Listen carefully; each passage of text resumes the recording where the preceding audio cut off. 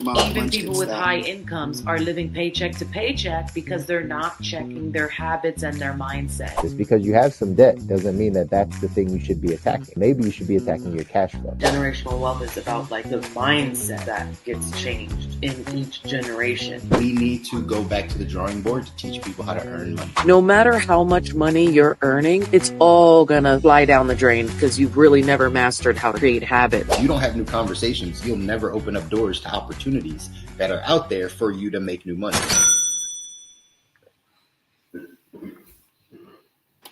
Yes. Good morning. What's up, y'all? What's up, y'all? Go ahead, Munchkin. Okay. Happy Money Mondays with the Mouzons. There we go. We are obviously in separate places today. We're 3,000 miles away from each other, but we still jumped on to make sure we spend this time together as the Mouzons having this financial conversation. Bye, Munchkin. Bye. Bye. Hey, everyone. Hope everybody's doing amazing. Welcome to another Money Mondays with the Mouzons. Look at this. We do it even when we're not sitting at our kitchen table. Yep, even when we're not side by side, we are still here with you guys. That's right. We didn't want to miss. We want to make sure, as always. Even when we're in muumuus, I got my mom's muumuu on because you couldn't tell it's a muumuu. You couldn't tell. No, you can't tell. That's great. Until you just said it. I feel like I'm in a parachute. Yeah, you are, but you can't tell until you. I look like an Amish girl. It just looks like a shirt. It looks like a shirt. Like an Amish shirt. Yeah, it could. But either way, again, we're always glad to do this. We always want to make sure we get a chance to connect with you guys. Again, we've made this space for us to talk money, right? To make it comfortable to talk money, to make it normal to talk money. Getting a chance to actually have the financial conversations that you might be having with a friend or family member. You get to have it with a professional. We get to touch on yourself. You get to have these conversations with us. We're here to guide you down the path and continue to help you. April is Financial Literacy Month. This is the last Monday of April. So I hope you had a great Financial Literacy Month. If you haven't taken advantage of our complimentary financial plan, make sure you take advantage of it. For the month of April, we were giving out complimentary plans to make sure that you're on track, right? To make sure that you, can get to the place that you want to get to financially, that you have a plan in place. Because what do they say, babe? Most people don't fail to plan; they plan to fail. No, the other way. The other way. Well, it's too early in the morning here. I'm still jet lagged. Most people don't plan to fail. They fail to plan. That's right. They just fail to plan. And so we don't want that to happen to you. We don't want you to just not win this money game and because you didn't plan, right? You didn't sit down with someone that had a plan. So we're happy to give a plan. But either way, because we're wrapping up Financial Literacy Month, want to make sure that we kind of went over the pillars of like how we talk about money. You guys have heard it week after week. We constantly say it in bits and pieces here and there. But just to lay out the actual like foundation when we sit down with people, what we actually do, what we're looking at, what you can do. Again, as you're getting more aware with your money, you can pay attention to these areas. Granted, you still need help, right? You still need to reach out to us and we still walk you through it and hold you accountable and all the stuff. But these are the 6 areas that you can kind of really start to dive in and make sure that your foundation's good. Your foundation's good, right? So number 1, what's number 1, babe? Number 1, tracking and budgeting. We call that cash flow. Cash flow. So cash flow. Tracking and your budgeting. And you want to play cash flow? I know she wants to play cash flow. We never finished our game. No. Yeah. Number 1 pillar is cash flow, which means you're tracking and then creating a budget and then also learning how to earn money. We talked about this last week and the week before that. Learning how to earn money. That's cash flow. In order for cash to flow, you must always learn how to be earning money in different ways. Yep. So step one of the foundation is cash flow. Everything revolves around how much comes in and how much goes out. Your discretionary income.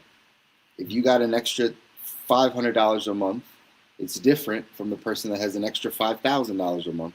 Right. It's different from the person that spends $300 more than they make every month. Mhm. All of it's different, and it flows into all the rest of the parts of your financial life. So that's where we start. Just like Zara said, right?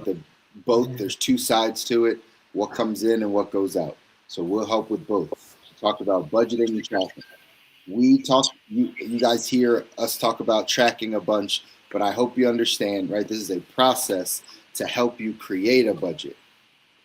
Budgeting is the second step. It's not the first step. Right. The first step is learning. So here's how I explain it normally. A budget is a look forward. Mhm. Okay, a budget is a look forward. A budget says, hey, here's where I would like to spend my money in the month of May. I'm going to create a budget for the month of May because it's not here yet. Here's where I'd like to spend the money. Right. In order to have an accurate budget, you have to look back because the budget is off of real numbers. The only way to get projected numbers is to get actual numbers first. If you never get actual numbers, you'll never be able to get good projected numbers. Think of it like a business, right? In your business, you can't project what you're going to do next year if you don't know what you did last year. Like, how would you know? Like, you're just making things up. You're like, I hope we do this, but you have no real context. Same thing in your personal financial life. If you have no real context to how much you're going to need next month until you look back and see how much did I spend over the last couple months. Mm-hmm. So we walk you through that process. We have a sheet. We help you track. We show you how to go through your bank statements, go through your accounts, take a look at every single dime and where it goes, and then we can create a budget. So that part's important for how the money flows out. And then you just heard her say, right, making more money. We're going to die on this hill, right? This is going to be a hill all 2026. I have a feeling we're going to talk about because we hear a lot of y'all complaining about the economy and gas prices and this and all the things. And it's like, but the question is, do you know how to make money outside of your job? Outside of the one way they taught us to make money, go to school, get good grades, get a higher education, get a job, jump jobs, work at that job, get some good benefits. Outside of that way, do we know other ways of creating income for ourselves? And if not, that's your task when you're focusing on your cash flow. There's only so low you can go in your expenses. The other side is, how do you go make an extra $5,000 next month? Right? So both sides are important, and that's where a plan comes into play. That's where financial literacy comes into play. It's learning and then putting a plan of how to go do those things. Before we start talking about all the rest of the stuff, start there. All right? Cool. Second pillar, short-term savings. Oh, go ahead. I'll give you the third one. No, that's okay. You go. You can say them. Well, that's okay. You'll take over the next ones. But short-term savings, emergency fund. What's important about Having it? An emergency fund. Yeah. What do you think is important about it? Tell the people what's important about having an emergency fund. You know these things. Well, I mean, it's crucial. It's definitely crucial. Most times people, that's the part of like not planning to fail, but failing to plan. That one is exactly that idea. We don't fail to plan in our finances, but things come up. Sicknesses come up. Layoffs happen. Bad things happen. Our pay cuts happen if it's not a layoff. Your mortgage interest rate significantly goes up by 3%, which can really affect people big time. Lots of different things come up that we're not like planning for because we don't think those are types of things that should be coming up on a regular basis. Your boiler goes out. You have a huge leak in your roof. Now you need a new roof. That's like 30 grand.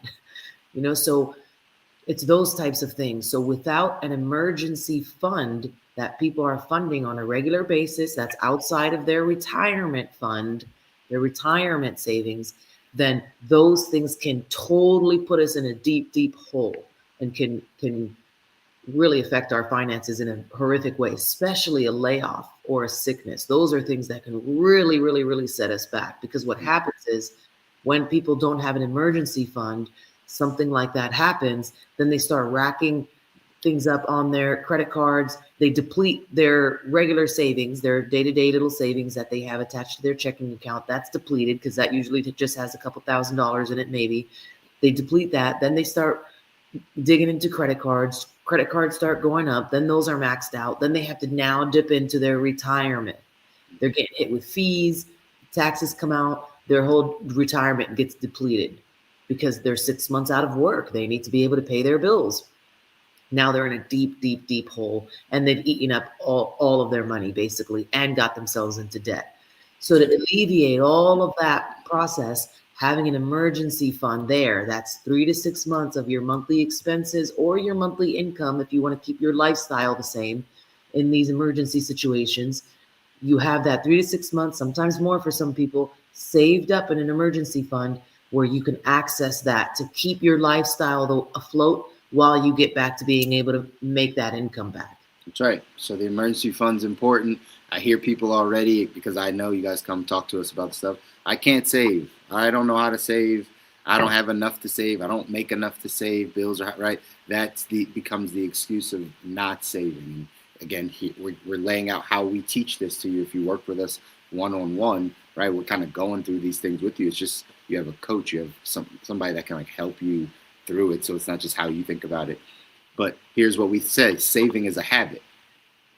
It's not a dollar amount. It's a habit. It's something that you create over time. Most of us have never built the habit of saving. We built the habit of saving and touching, right? Oh, I saved 500, but I need that, right? I got laid off, so I need to touch it. Oh, I had the emergency, so I touched my savings. Oh, I saved for the whatever, the vacation, and then I pulled out of savings. I saved for the house, I pulled out of my savings. So we live this life of I put it away and I touch it. I put it away and I touch it over and over again. So we actually don't have a habit of just putting it away and The not habit you touching it. created is putting it away and touching it. Right. That's right. So we have whatever it is we're doing, we're creating a habit. We're creating a habit. Is going to take care of us properly, or that habit is working against us. That's all. Whatever you're doing, if you're doing that on a regular basis, you're creating a habit. So if you're not saving, it creates a habit of how you think about your money, right? Of not saving, of like, oh, I pay all my bills first, right? All of these things are habits. So this is why this process is hard for a lot of people. You just said it too, babe. That's such a good point. Yeah. I pay my bills first. Yeah. Like savings is the golden rule when it comes to your money and your money habits, is paying yourself first. You know, the golden rule, like treat others as you want to be treated. The golden rule in finances is pay yourself first. Your future self is more important than your current mortgage, your credit card bill, your whatever. Your future self, the habit that you're creating, is more important than any bill that you have. Correct. Yeah. So again, it's how you think about it. And again, I know easier said than done, but that doesn't matter if you're 18 or 58 or 50 or 40 or 30. Like, it doesn't matter your age. If you don't have this habit, you have to create it, right? You have to unlearn a way that didn't work and relearn. It's possible. We work with people all the time. It's not, you've heard the saying before, it's not about how much money you make. It's about how much money you keep, right? So you can make $1 million and spend $1 million. You're still broke. You're still paycheck to paycheck. You just live a different lifestyle. We work with people that make $50,000 a year and still save money in an emergency fund. It's possible to do it. It's just, do you have the habit? And so again, we got to help you create the habit of saving, not saving and touching. And then Zara just said the other side of it, you got to pay yourself first. You got to learn how to pay yourself first. Mm-hmm. That's how we start people out saving. If you're listening to this, and again, we're giving you this because April's Financial Literacy Month, so this is how we talk about money. If you come to us and say, hey, I'm not saving money, we're going to say, hey, you need to pay yourself first. Mm-hmm. First, you need a savings account. Every time money hits your account, you need to take a small amount and you need to move it into savings. Not $100. Start with $20. Why? Because we all waste $20 every week, every other week. Mm-hmm. We all waste it, right? It doesn't matter if you have an income, if you have a job, you waste $20 every 2 weeks. You waste $10 a week. It's just the way our society is set up, right? Mm-hmm. So instead of wasting it, pay it to yourself at the beginning. You're going to waste it anyway. So pay it to yourself at the beginning, and that becomes a habit. Can you do that for 12 paychecks in a row? Yeah. That's all. It's not about I did more and more and more every paycheck. No, can you just do $20 out of every paycheck? 12 paychecks in a row though. Don't miss one because it was a rough month or it was a rough couple of weeks and you thought you were going to be tight. No. Get back to the habit. And then you reevaluate after 12 weeks or 12 paychecks and you're going to be like, oh, instead of 20, I could do 40. I could do 50. Because right? the habit gets stronger. That's it. It's stronger and more like any habit. Time. Yeah. Yeah, like any habit you create, right? Like you build momentum on it. It's just saving is a habit. That's how you have to think about it. Not about a dollar amount of I got to get to this. Sure, we have a goal, but like we got to build habits around it. So as a second pillar, the savings pillar, we talk a lot about. Third pillar. Debt. Not a very happy one. But one that's very common. One that's common, exactly. Very common to people. So the debt management side, right? So again, there's levels to this, y'all, right? There's levels to debt. We always say there's the 101 level, which we're teaching you, the 101 level, and then there's more levels to this thing. So we're teaching from the 101 level of debt. 101 level is you got to stay out of consumer debt. You got to get out of debt. Car loans, medical bills, credit cards, right? All the unsecured debt that's out there. Like you gotta get out of that debt. Yeah. It's crushing you. You're paying way too much as far as interest. The average credit card interest is what, 22% or something like that. Crazy. Yeah, right. So like you're paying all this interest, but you're not making anything back. That's what keeps people in debt long term. So we just need to get a strategy of it. Again, 101 level of debt. 101 level is you need to get out of consumer debt, right? You need to make sure that we have a strategy of how to pay all this stuff off, right? And so that's what we start giving you.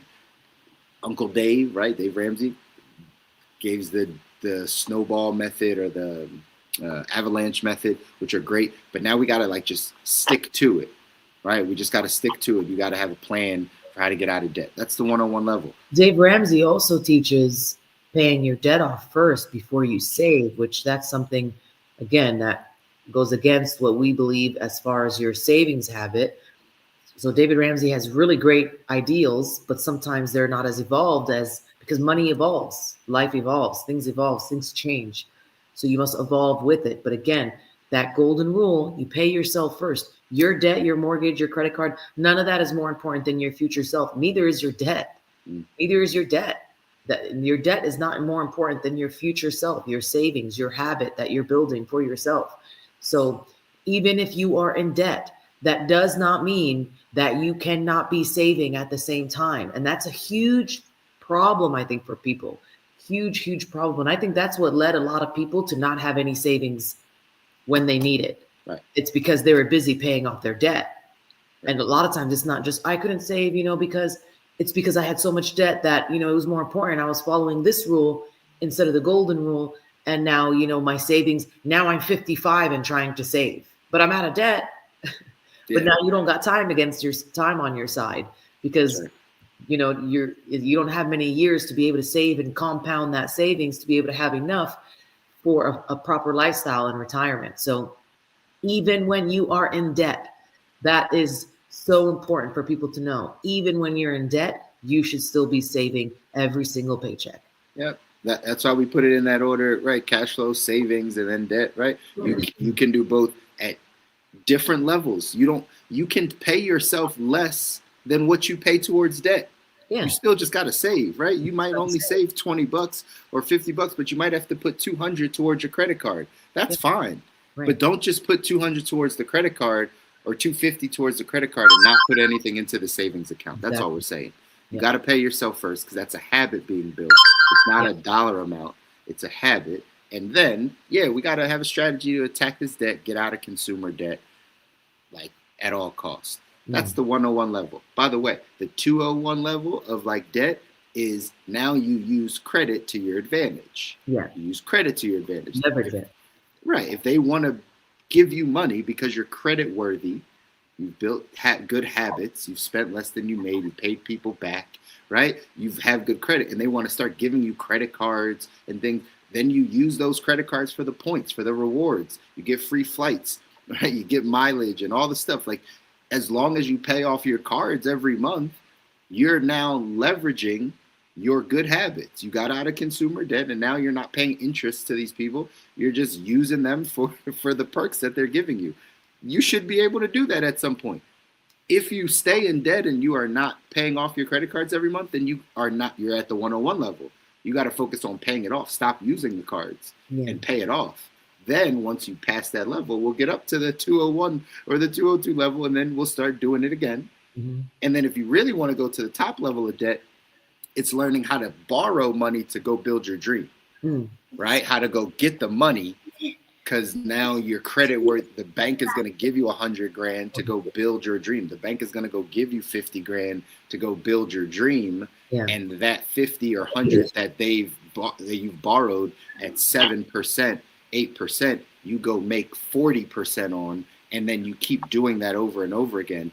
Right. That's like the 301 level. If you're at 101 though, let's just stay here and we can build, right? Debt can be good in our country, but like for most people, it's not. And if you haven't mastered 101 level, do not move to 202. Yeah. You cannot move up if you have not mastered it. Don't just dabble in it. And, I got like 1 or 2 pillars, now I can skip to 2. No, you must master level 1 and make sure level 1 is fully covered and generating. It's moving, it's going, it's constant. And then you move to level 2. But level 1 is still moving and going. Yeah. So then you move to level 2. Again, people are in a rush. This is why working with someone financially is important. Because when you don't, right, like you just take in information, you might be taking in 301 information, but you're at 101. Yes. And you don't understand that, like, that is correct. It's just not correct for you. Right. And so that's why you planning and having a plan in place is incredibly important. So we just looked at 3 things: cash flow, short-term savings, and debt. Those are the basics that we go over on the 101 side, like to really work with you and make sure that you have some of those things in place before we move to the 4, 5, 6. Now, Jim's got a question. Hey, Jim, good to see you, man.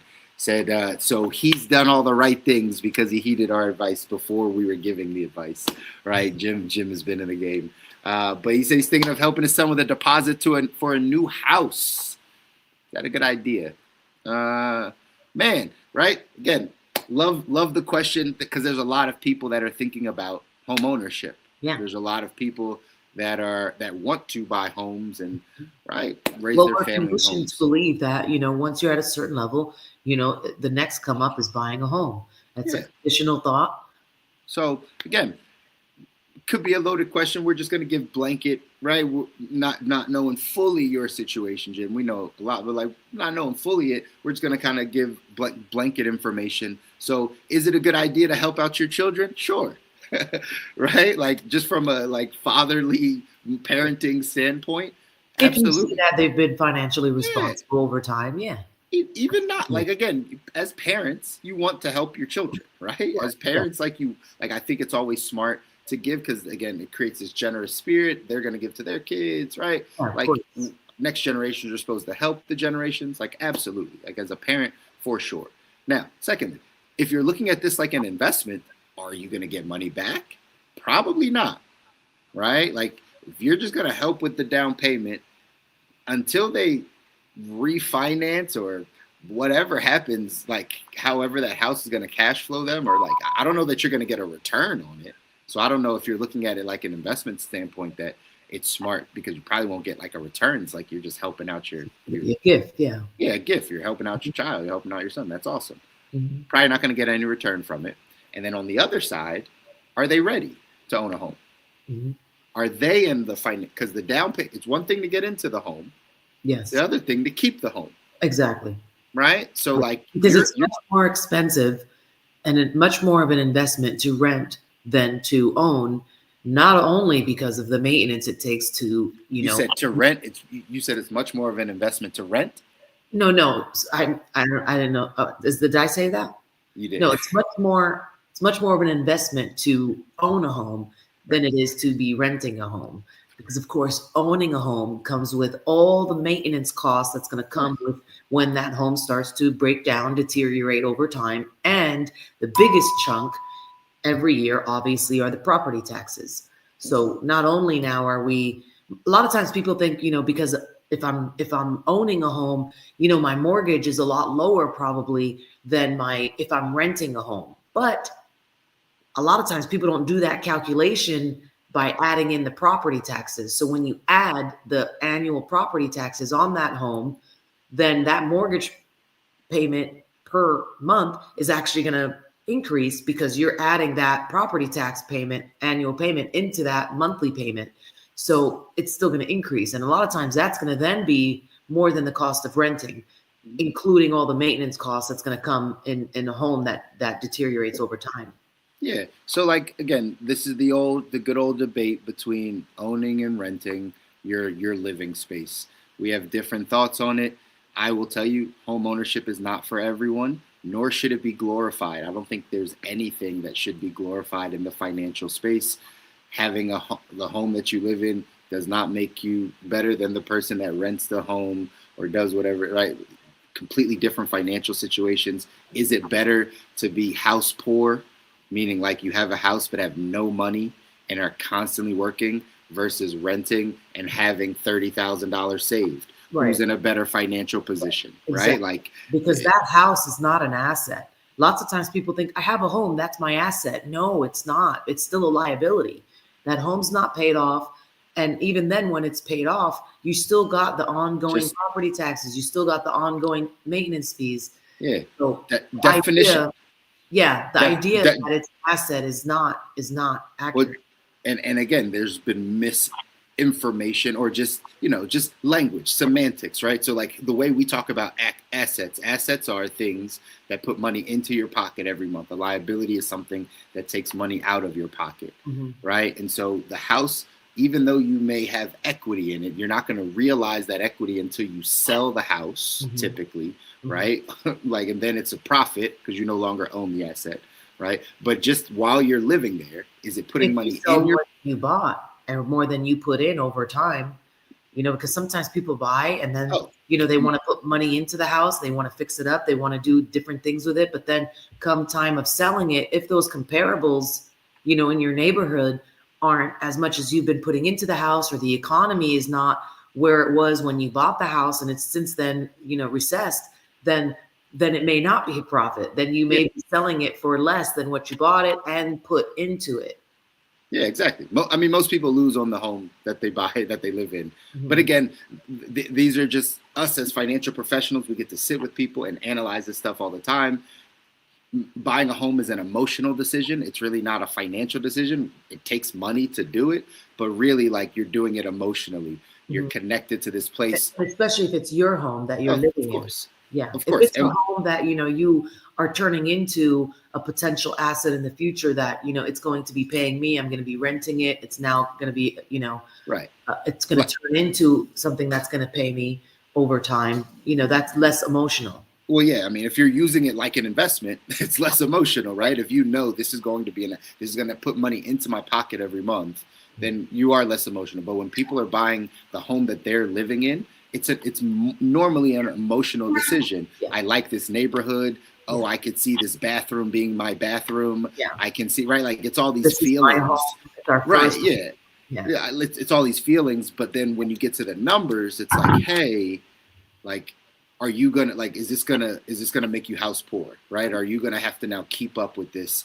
And now you're going to be forced to work. You hate your job, but now you're going to be forced to work because you can't get rid of your house because that would just be too much. Now you're living a life you don't want to live because you bought something that's just, right, it's a liability for you. So the house conversation, again, debatable, but again, talk to us, right? Like, we'll walk you through, we'll tell people, here's when I believe it's best to own a home. I believe in 2026, it's best to own a home if either A, you're getting it at a very low cost and you're doing the work to fix it up yourself to add value, right? Like what they call like a starter home, right? It doesn't look good. You're getting it at a really good discount, basically, like you could tell by the comparables around, and you're handy enough to go in and start fixing some things and upgrading some things. By all means, that probably makes some sense. Your mortgage will be low, all those types of things.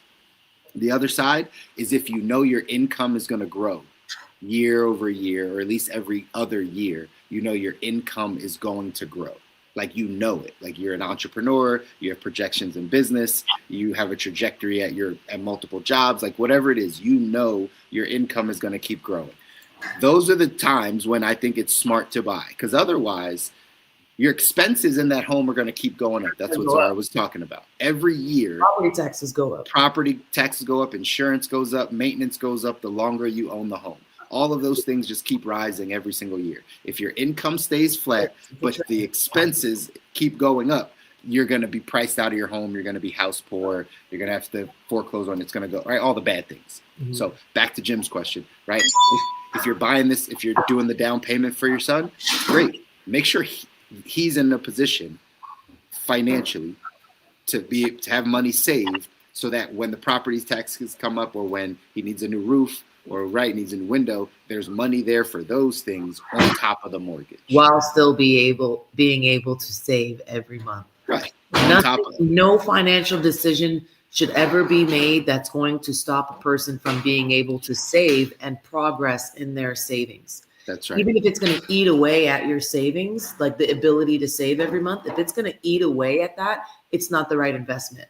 Yeah, for sure. Genesis said she agrees, I guess, on this housing conversation, right? Lots of good conversations here. But again, this is why we do this for Financial Literacy Month. This is why we have these conversations, and you can reach out to us on an individual basis so we can have the conversation. All right.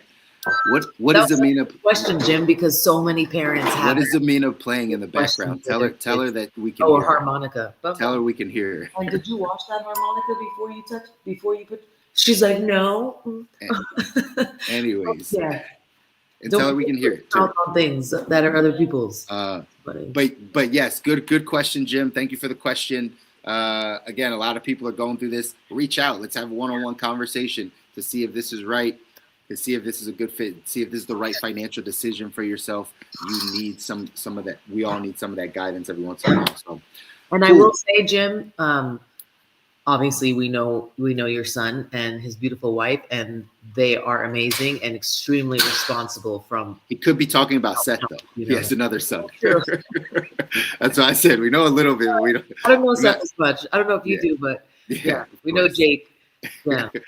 Anyways. Yeah, and they're very, very responsible. Great kids. And Jim, you did really well, by the way. You did really, really well raising those kids. Jim and Dana, that's right. Jim and Dana, that's right. That's right. So either way, Financial Literacy Month, we're talking about the pillars. We went through cash flow, savings, short-term savings, and debt. Most people are here, just so you know, right? Most people have not mastered these three. Like, you have not gotten to a place where you have a high enough discretionary income every month. If you still feel like you're living paycheck to paycheck, right? If you're still thinking that way, then you probably need to focus on cash flow. If you don't have an extra couple grand every month, which it's becoming rarer and rarer again in our economy to have that, that's where to start. Because that'll then increase the amount that you can save, but you're building the habit of saving, but it'll increase the amount. And you'll pay off debt faster if you actually have any debt. If you just increased your cash flow, you increased your discretionary income.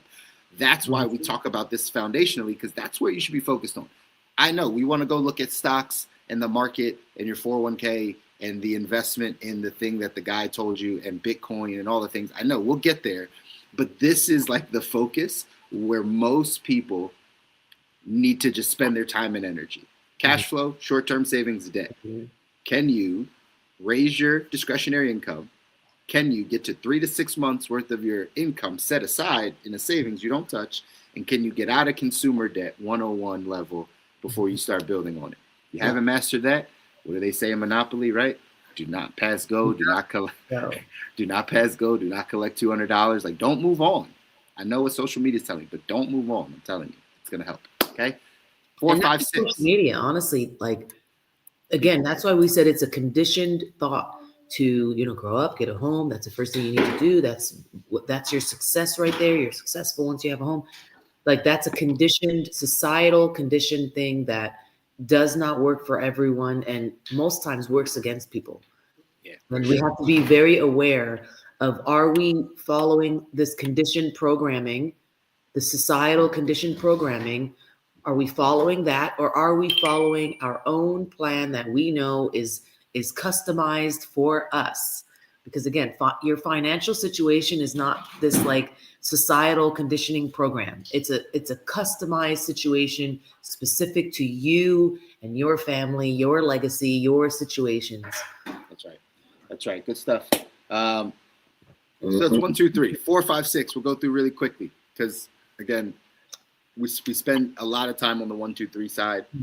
4, 5, 6, we start layering on some products that are in your foundation that are needed. 4, proper protection. Proper protection. So what is protection? It's all of the insurances. Your insurance is your what if. It's your in case. We're going to go build to this life up here. We're going to go get financially good over here. But just in case something doesn't go as planned, we're okay. Just in case we lose it, we get disabled. Just in case we get in a car accident, just in case we get in a motorcycle accident, just in case we get cancer, just in case we have something crazy happen, there's something that's going to pay us to continue our financial life moving forward. Just in case we pass away, we're going to make sure our kids still have all the things. They still can buy their homes. They still can get married, all the things. We're still going to, right, just in case we pass away, we're going to make sure our spouse is still good, that they don't have to go right back to work, that they can pay off the house, that they can make sure that the bills get paid because the bills don't stop when I pass away. It's just again, the what if. It's just in case something happens. So life insurance. If you pass away, disability insurance in case you get sick. By the way, I was having this conversation. I don't know if I told you this, babe. Like, do you know people in the hair industry? Like people that either do hair, right? Like stylists or hairdressers, hair barbers. Like some staggering percent, like 85% of them get carpal tunnel, like in their wrist. So like eventually they can't do their profession anymore. They have to get from behind the chair because they actually like they've been using their hands so much for their career that like they get disabled. I've seen this in the trucking world, right? Where a lot of truckers have some ailment to their lower back or to their legs, like something like lower body, because they sit all the time. They move their ankles so imagine leaving a body part at a job or at the way that you make money. It's going to disable you. Eventually, it's going to put you in a position where you can't even do that work anymore. What if that happens? Do you have something to protect that? That's what disability insurance is for. It's to make sure that when you're 65, like, you can still make all the money that you need to get there. Long-term care. I keep telling you this, babe. You need to pay attention. Get off Facebook. I'm not on Facebook. Yes, you are. You're on social. I'm on email. You're not. Look. But either way. Email. So why are you writing emails in the midst of us? Anyways. I got an email I had to respond to. Go ahead. Anyway, I was going to say one of the things that we got to talk a lot about is long-term care insurance, right? We got to really get into that side. Genesis here said, right, people forget about disability because no one talks about it. Yes, I believe you're right. Like the two ones that people forget about a bunch are like disability insurance and long-term care coverage. Yes. Like the hospice care, nursing home, like all that stuff. Long-term care coverage. Disability insurance, get paid 4 or 5 years or until you're 65 in case something happens. Crucial. And long-term care is so critical because the majority of us will get old and, potentially not be able to take care of ourselves and will need some sort of assistance. And that assistance is either going to be your children or an outside source. So long-term care is a given. It's a given that you will need it. It's not like it's not as much as disability where there's a risk that you'll be disabled, but it's not like a 90% risk. Long-term care is like 100% risk. If you get old, you will need it. So in case you die, unless you die early, which statistics don't say that. Statistics say the opposite, that there's going to be more elderly people. And if you do, that's where the life insurance comes in, right? That's where the life insurance comes in, exactly. That's where it's protection. But the majority of us, and statistics say this, it's a fact, that are going to get old and are going to need long-term care. So long-term care is one of those things that is not optional. It's an absolute necessity to have in your portfolio.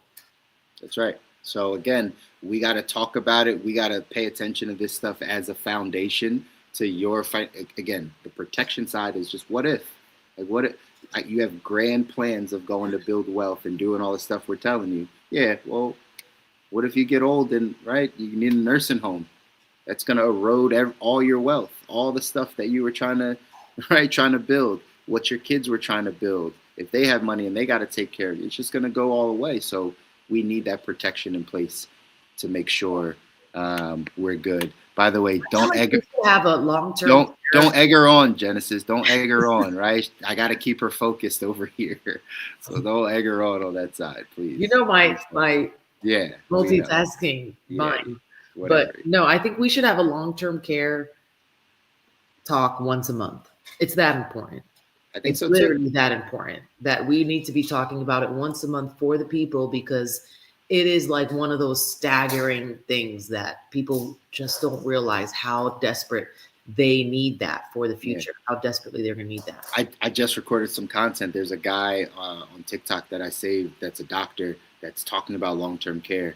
And I just did some content over his content. We got that clip of Damon John talking about it. Like we got a bunch. So I think we should probably like hold like a webinar or something. Absolutely, like that about like long-term care. And long-term care it's a passion of mine to be talking about it, because we've experienced in our own families taking care of our parents. Mm-hmm. We've experienced that with Chris's grandmother before she passed away a year and a half ago. We experienced that with his mom, who's living with us now. Currently, we're experiencing that right now with my mom, that's why I'm out in California and had to take an emergency flight last night to be able to come be with my mom at the hospital. Like now my mom is needing constant care, and we're not, every family is different. Every culture is different. Personally, we don't believe in putting our parents or grandparents in homes. We believe taking care of them ourselves, and our home is extremely important, and that's what we will do, even if it's bringing nursing, so that we can work and do things. But nursing is coming to take care of them in our home. They are with us. But to be able to have those opportunities and those options and choices where you have the power over those choices, you have to make the right investments sooner rather than later. Long-term care is not for people 55 and up. You're going to be paying an arm and a leg. You got to be making those choices in your 30s to invest in the future for long-term care.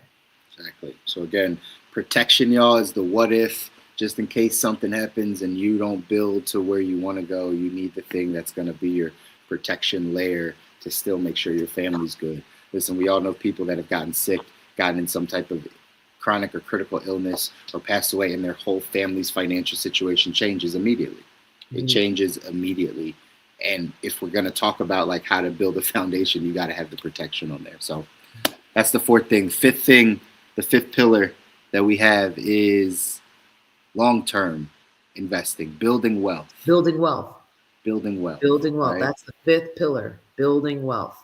That's right. And so that's, what is building wealth? So lots of times people don't understand what that means. They just think it's like, oh, okay, I got a lot of savings and, I did a lot of stocks or investments, or I might have some assets, but exactly what is building wealth? Again, kind of like we talked about on the debt side, the 101 level, and we'll talk about, and then the 201 level, and then the 301 level. There's levels to money. There's levels to building wealth. The question is, what level are you on? So the 101 level is just, are you putting money away long term? Mm-hmm. And is it in the right vehicle? Mm-hmm.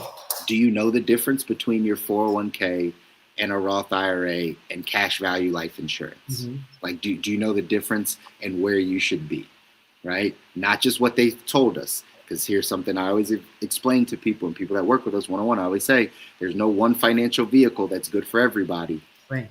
So if everybody at your job has the same financial vehicle it's not working for someone. The question is who, right? Because they can't say there's one blanket vehicle that like, if you do this, it's good for you. Everyone's financial situation is different. So that doesn't even make logical sense. We just take that information like, oh, if the job offers a 401k, I guess I'll put it there. Yeah, well, how well do you understand it?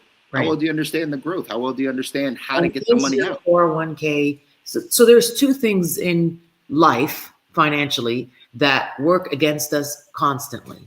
It's inflation and taxation. Those are the two things that mess everybody up, no matter where they're at. It could potentially cut you off, bring you back down. It's inflation and taxation. Those are like the two. Taxation is the leak in your ship that if you don't know how to plug up that leak, it's going to take down the ship eventually. And out inflation.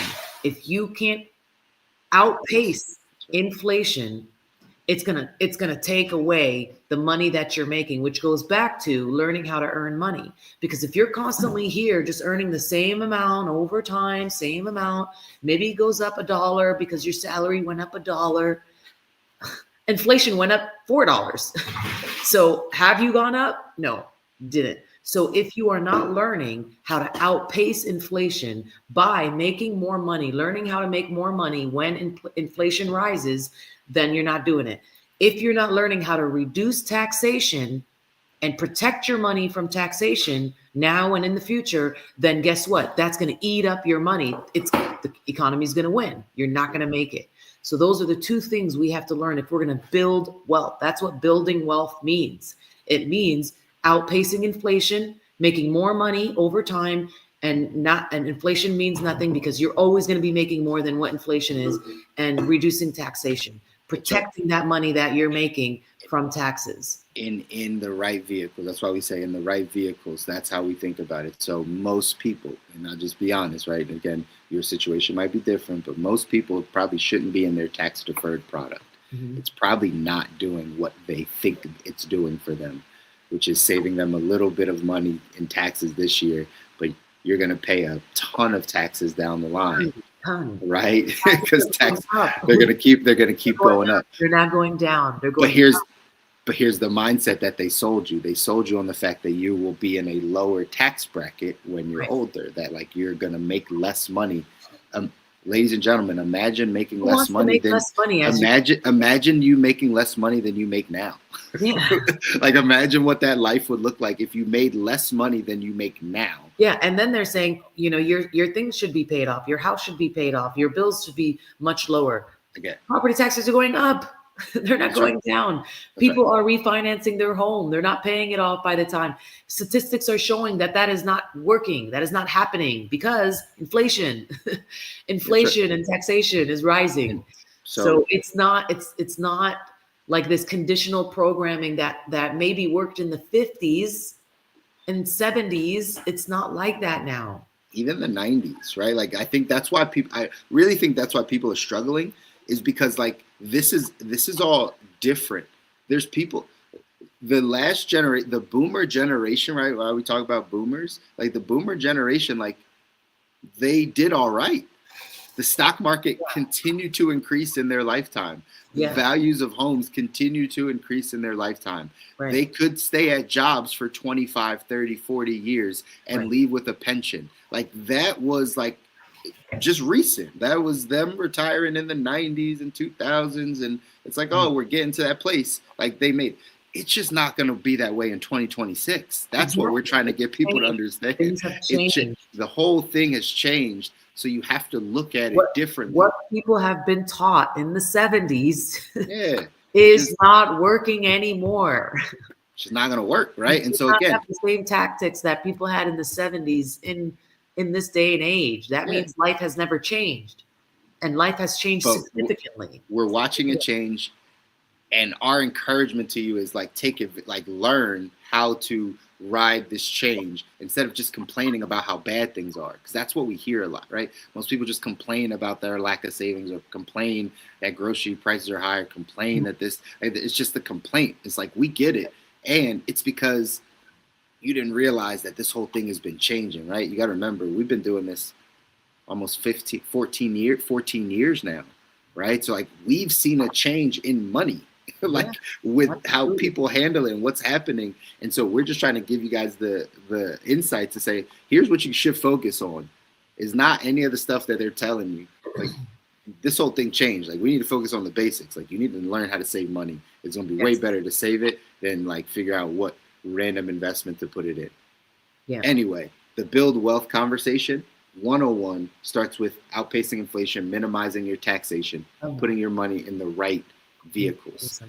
When you start getting to the 201 and 301 levels of building wealth, the 201 level is like you need to understand, instead of income and expenses, you need to understand assets and liabilities. Eventually, you get to a place where you say, "Hey, I've invested my money in my Roth, in my 401k, and my cash value life insurance. I'm doing that long term. It's great, and now I need to get into the midterm building wealth. I need to get a chunk of money. I need to get a hefty 5, 6, or 7-figure investment, and I need to dump that into one thing." That is the midterm investing side of things. Long term is your retirement. You're just putting away a few $100s to a few $1,000s a month. Cool. And if you want to get to the next level of building wealth, you go from the income expenses to the assets and liabilities. What do you own outside of your home? What do you own outside of your home and your car? What do you own? That's where it takes specialized knowledge to build wealth. Specialized knowledge. If you know an industry, if you know something more than other people, you take a hefty 5 or 6-figure investment. That means I got a chunk of $50,000. I got a chunk of $80,000. I got a chunk of $120,000, and I'm going to buy this business. I'm going to invest in this piece of this apartment building, this piece of land. Right, I'm going to buy this thing. I will buy stocks, right? If you follow the Warren Buffett method, I'm not a big fan of just throw your money into a brokerage account and let it roll. I really believe Warren Buffett, greatest investor of our generation, gave a blueprint for how to do it. He basically said, if you want to win at this, here's how to do it. If you're lazy and don't want to do any of this work, or it's too complicated, go the way everyone else is going. Throw your money in index funds, right? Put it in the market, just the market's going to grow and you'll have money. That's where most people go. The Warren Buffett method to building wealth is 3 things. If you're going to invest in stocks, learn the industry, learn the how to read the prospectus, the financials of a company, and then understand the management team. Number 1 is learning the industry, and this is where most people go wrong. You have Apple stock, you know nothing about tech. You don't know about the industry that Apple is in. You have, because you heard NVIDIA is good, but you know nothing about technology and data chips and what microchip. You don't know anything about it. You just hear that that's good. That's the opposite of what Warren Buffett would tell you. He would say, you need to know the industry. If you work in healthcare, you can probably pick a good healthcare company. If you work in the coal mining industry, you could probably pick a good natural resource company because you know the industry. That's the 201 level. We can get you to the 301 level too. That's right. Start buying other businesses and other things and diversifying your assets to be able to cash flow you more, right? We'll get to that place. But either way, the 101 level. There's 101, 201, 301 levels of each of these pillars. Of each of them, for sure. But for sure, there's in here, but we want to keep you at the 101. You just need to evaluate, are you outpacing inflation? Are you minimizing your taxation? Are you going to be taxed like crazy down the line? Okay.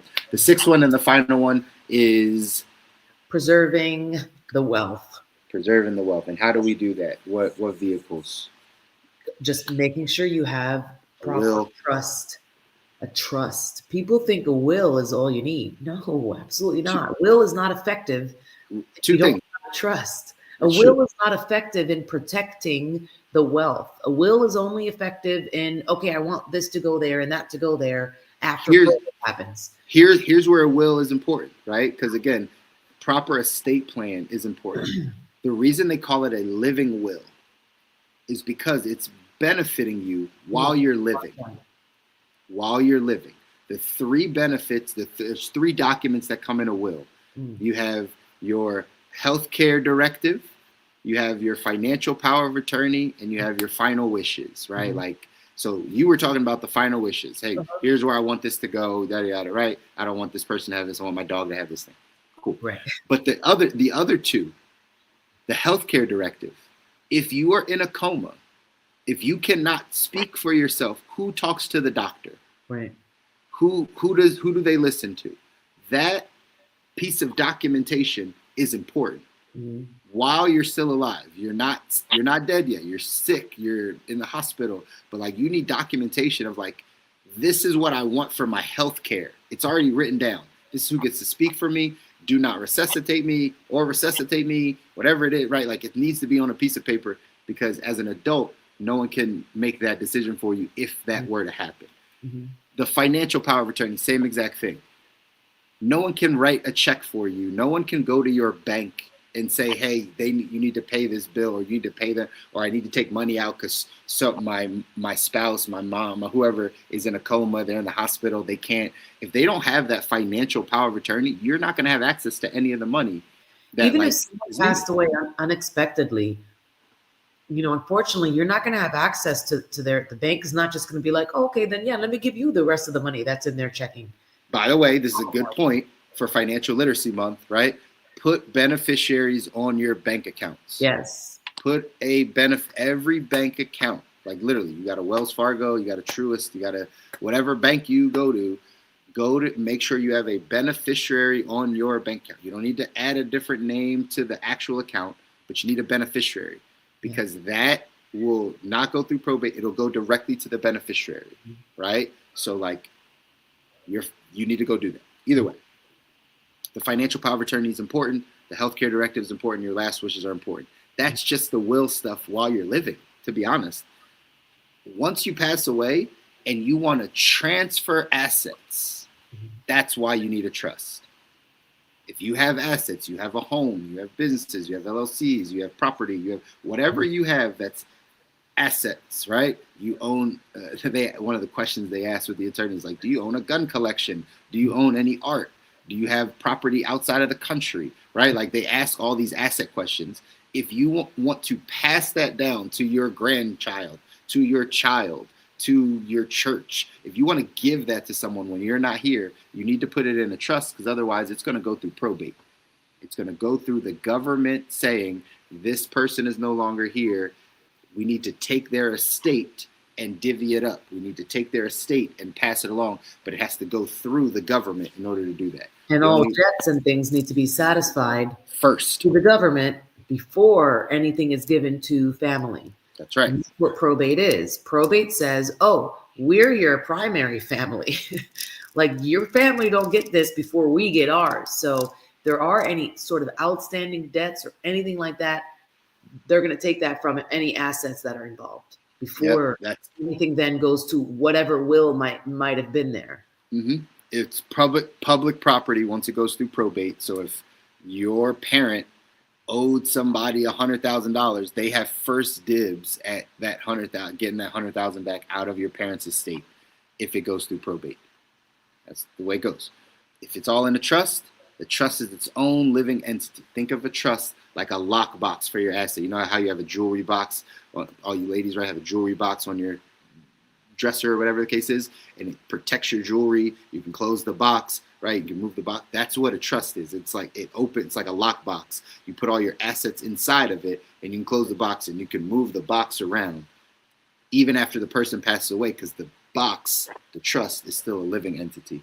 And so it can pass through probate. It doesn't have to go through probate. It can go directly to your kin. That's the last foundational step to making sure whatever we're building, we're going to keep. Mm-hmm. Right? Like, why build all the stuff? That's the other thing, too. Lots of times people don't get a trust until, like, they think they're going to die soon. No, like, that's the worst thing because anybody can die unexpectedly. And, if you don't have that already in place, number one, if you have a home, you need a trust right away, period. The moment you buy a home, you need to have that home protected by a trust because tomorrow you can get hit by a truck. Well, you got to know, right? Like, because I always got to stop your extremities, right? Because you're an extreme person. No, if you're married, everything goes to your spouse. So it's unlikely that both you and your spouse like die at the same time, right? Now, if that does happen, yes. Driving it, you could.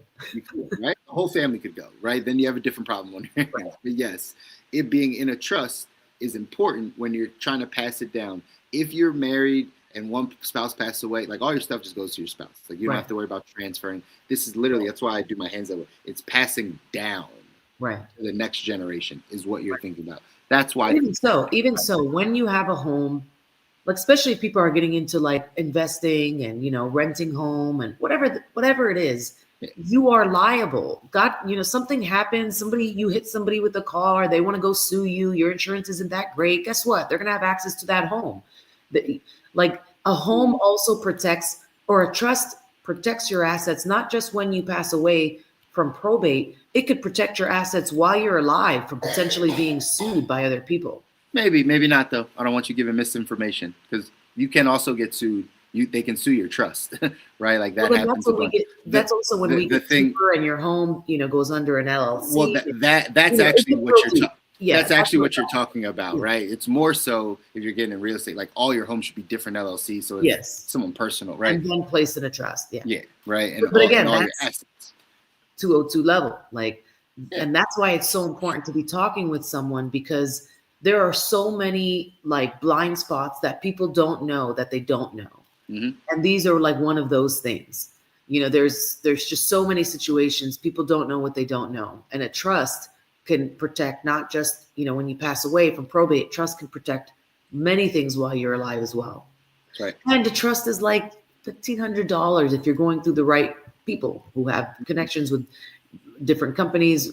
Brokers sometimes have these great connections with different legal firms. We have a great connection with a legal firm, so they discount the trust that we're able to offer people, significantly discount it.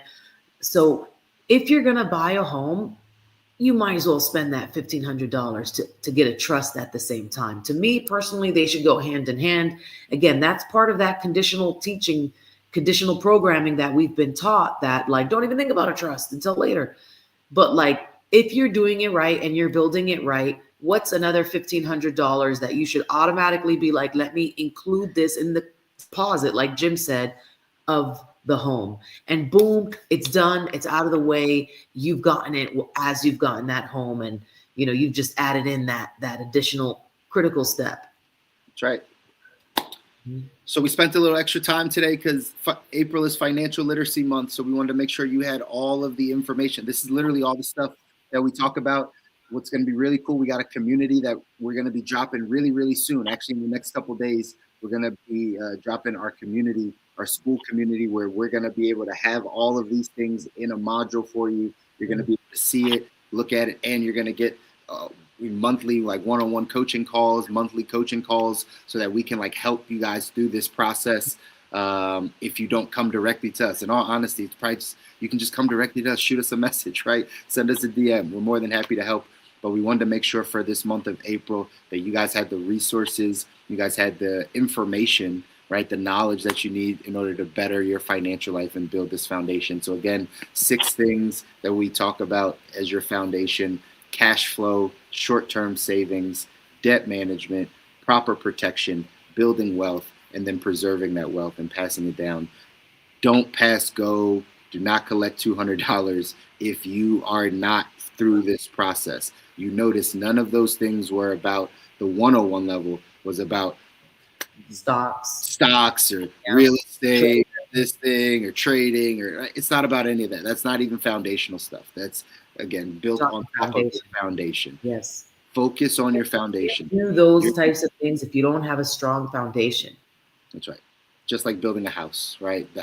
When there's rough weather, if your house is not built properly, it's coming down. It's coming down. And so that's what happened. That's what we're watching happen. So we're trying to help you guys. Financially, people are panicking.